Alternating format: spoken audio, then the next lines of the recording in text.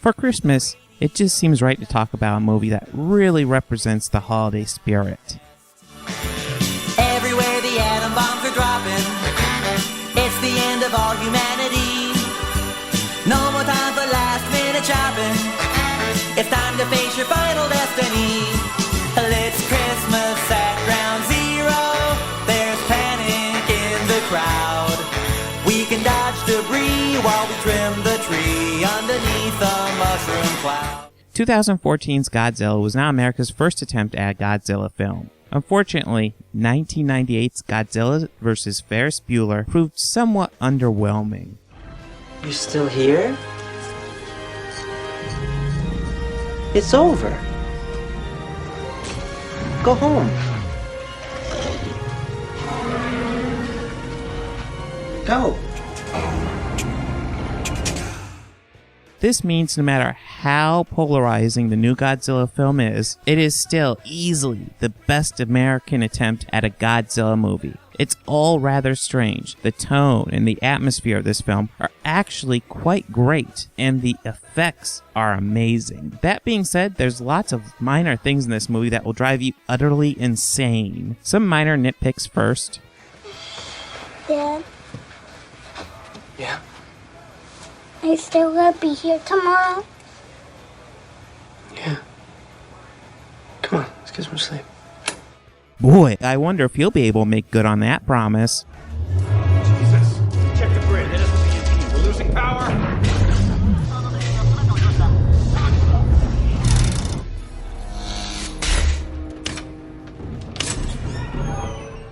So they have power issues, and because they have power issues, the door opens. How the hell does that make any sense? Who designed this system?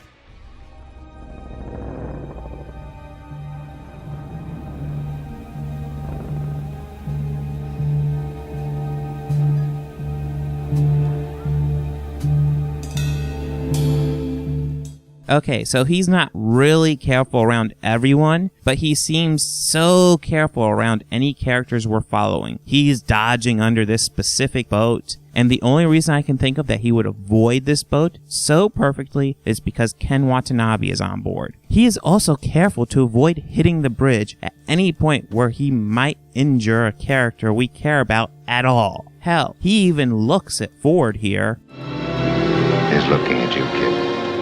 I understand why you can't have him killing characters we care about. He is, after all, the hero in this movie. But the best explanation this movie has for his existence is that Godzilla is a force of nature. Essentially, he's like a hurricane. But it's tough to view him as a hurricane-like force if he's avoiding main characters while cutting down minor characters like they're nothing. I would have been fine with Godzilla doing this if you saw him going out of his way to try to avoid killing humans. Then I would think he's honestly trying to protect people. But that's not what we see here. Here he seems to be able to spot noteworthy characters in the movie and make sure to avoid them. Did someone leak the script to him?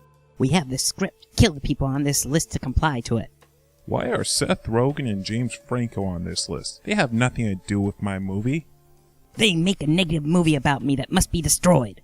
You're a public figure. They're allowed to do that. No! No one is ever allowed to view me or refer to me unless they treat me as the savior that I am.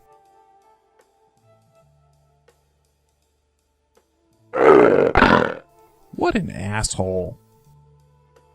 What did we learn on the show tonight, Greg?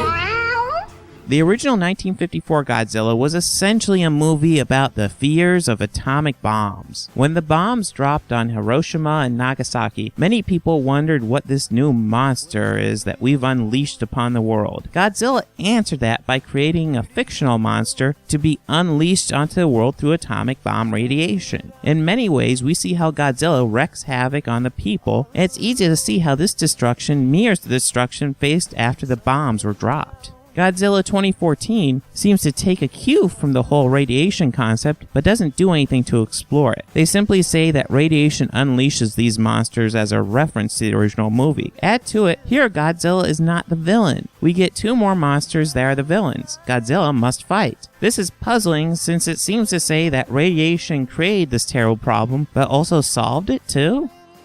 The cause of and solution to All of life's problems. But it actually gets more confusing when it seems like the original 1954 film is in continuity with this film.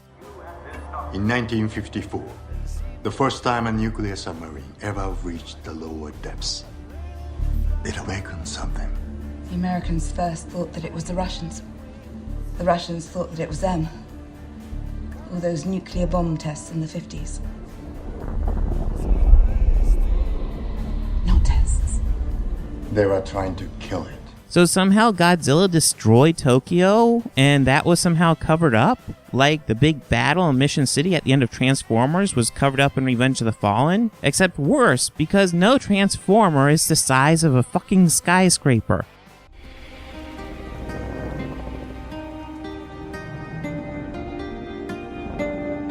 We all have the same parents many million years ago. Why can't we live? It's common for the parents of a hero to die, so it's hard to really attack the movie for seeking that angle. For information on how the parents of heroes die, please read practically every superhero origin I can think of. My objection doesn't have to do with Ford's parents dying, it has to do with how it's handled. First, his mom dies. We see its impact on his father very clearly, but not really on Ford himself. It seems as though Ford's mother's death made his father go a little mad and obsess over the details of her death. But he apparently was still capable of raising Ford by himself, so his obsession couldn't have been too intense. But then we have Ford and his father getting arrested by officials at the site where the first Muto is dormant, which is also where Ford's mother died. And as Act 1 closes, we see the Muto get released and Ford's father is killed. One would think that this is to get Ford interested in the Mutos, but it never feels like that. In fact, I have trouble seeing how the death of Ford's father affected Ford in any way. I know a proper reviewer shouldn't go rewriting the movie, but I've never been all that proper. I have to ask, why not just kill both his parents at the beginning? Then we see Ford trying to balance his obsession with the event that killed his parents while also trying to have a normal family life. This would prevent Ford from being such a blank slate that he feels like he is throughout this movie. Or maybe have Ford's father live through Act 1. Then we have it so that Ford's father was so obsessed with the Muto that he really didn't raise Ford, and that they go on this journey together on which we see Godzilla and assume that he is just a monster, and we can have redemption and forgiveness stories running parallel. As the world finds out that Godzilla really is a hero, the same time Ford begins to see things from his father's point of view and can begin to forgive him, just like the people can begin to forgive Godzilla for the destruction he caused in defeating the other Muto. As it is, we just have Ford, who's really too much of a blank slate to care about.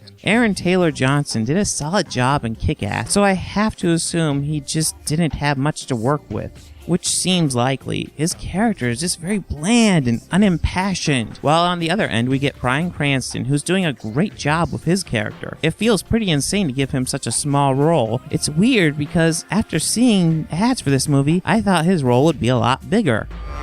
Whatever it is they're guarding so carefully was not a natural disaster.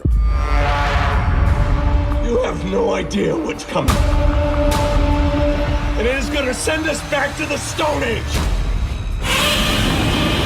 Godzilla. How'd I get that idea?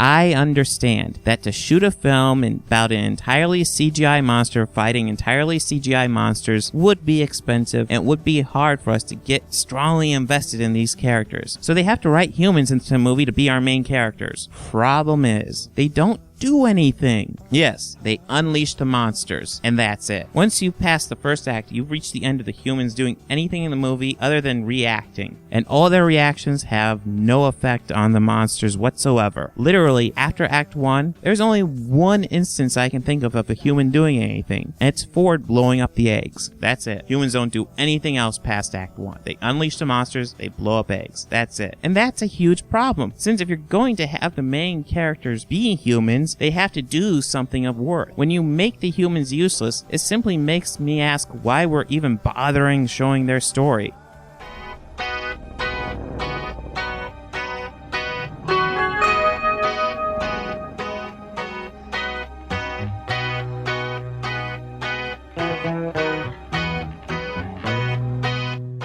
Here's a scene they filmed when the script supervisor was on break because Ford's mother keeps on changing positions.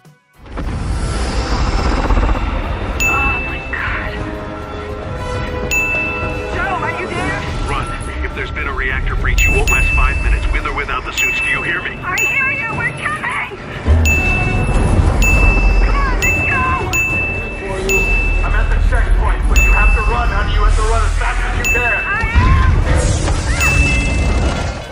I don't really like to point out continuity in my videos because it's usually minor things that are going to happen when filming a movie. It's the nature of the beast, and making a movie with no continuity errors is an achievement I've never seen before. But I can't wrap my head around this one. It was likely filmed on the same day, and that must mean that no one can remember the position they were in earlier that day. The other option is that it was added later, in which case they couldn't just look at the tape and see where they were and just copy that. Continuity is usually position of objects, arms, things like that. It's nearly impossible to keep track of every little detail, so it's forgivable when shit gets a little wonky. But when you're fucking up on this degree, it becomes a distraction. You start involving yourself with the continuity error rather than the story. So unless that was a subtle way of telling us that Ford's mother is actually Quicksilver, this is a pretty big goof.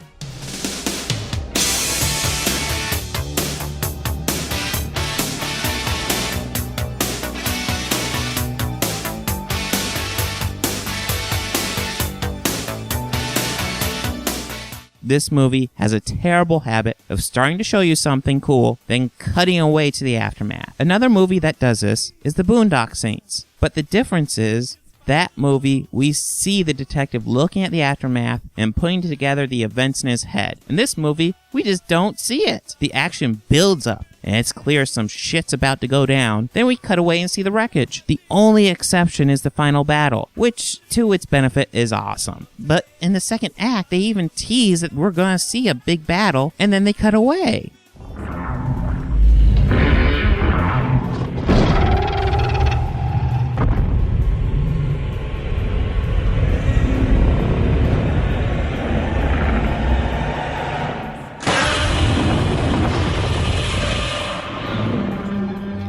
Yeah, let me show you.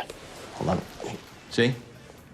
Look at what? You watching them? Flip the screen, and then we can get started. I'm not a tech genius like you. Just trust me. Get down here. Flip the screen. Then I can see what they're doing. I don't know how to flip the screen. Last year, we had Pacific Rim, which was all too happy to show us big city battles between the giant monsters and the mechs. This movie has the biggest, most famous monster in all of movie history and only manages to give us one solid fight scene. I do understand why they do this. It's a cost-saving measure. Obviously, Godzilla and the other monsters must be the most expensive things to film in this movie, so we have to wait and see them fight until the end. That makes sense, though. I'm not sure why a movie called Pacific Rim has plenty of money to show these battles, but Godzilla for some reason can't, but that's besides the point. Do you know of another movie that didn't have the money to show all the big monsters destroying the city? I do. It's a little 1954 film called Godzilla. And the first land encounter with Godzilla, we don't see the creature, we just start seeing the signs of destruction. And then we see this family and start following them as the destruction occurs around them.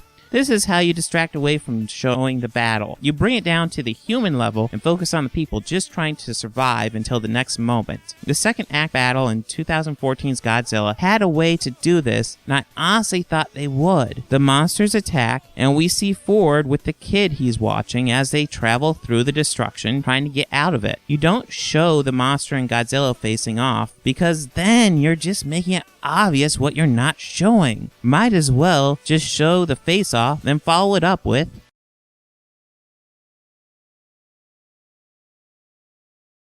This is a movie that had potential and met some of it. Godzilla looks awesome, and when they finally feel like letting us watch a battle, it is pretty cool. This is a really flawed film to say the least, but it's easy to see why when you look at the origins of the movie. The reason for making the 1954 original film was to show the destruction caused by the monster of the atomic weapons, by showing us a monster made through atomic weapons, causing destruction. Whereas the reason for making the 2014 film was to make money. Not to say that any film made with the intent to make money is guaranteed to suck. Otherwise, every single movie made from Hollywood would suck. And that is simply not true. If you get a director with a good vision and a producer that knows just how far to let the director go with that vision, then you get a pretty fantastic movie. Godzilla is not a fantastic film. Gareth Edwards has a clear vision for how the movie should look and feel, and did a great job getting that out. Unfortunately, he didn't seem as interested in the script, as practically every issue with this movie could be fixed with refining the script. The parts of the movie that work the best are those with Ken Watanabe, David Strathairn, Bryan Cranston, and Godzilla. And while they are present for a nice chunk of the movie, they are not the main character. The main character is too much of a blank slate to be interesting. This movie gets a 6 out of 10. It's not bad at all. It's just not spectacular either. In case you're wondering, this movie does kind of fit into the road to the Avengers Age of Ultron. See? Here's Quicksilver. And there's his sister, Scarlet Witch.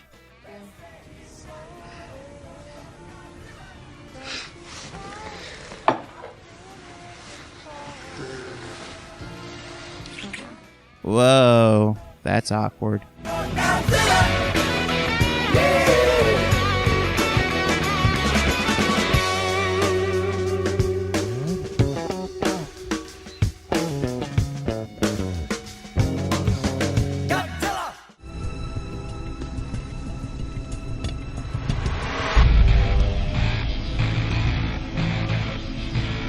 Next time, baby.